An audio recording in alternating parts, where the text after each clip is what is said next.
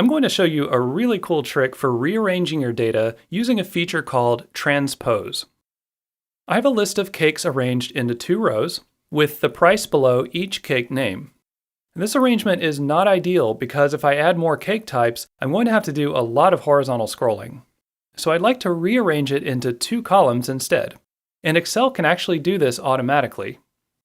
First, select the data, and then press Ctrl C to copy it.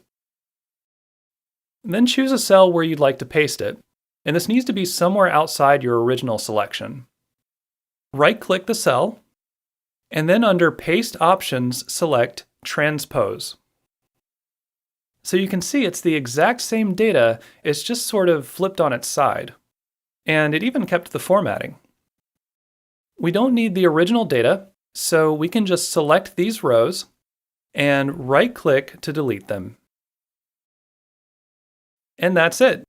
Now, you probably won't need to use this feature every day, but when you do need it, you'll be glad you know it because it's a lot faster than rearranging everything by hand. Goodwill Community Foundation, creating opportunities for a better life.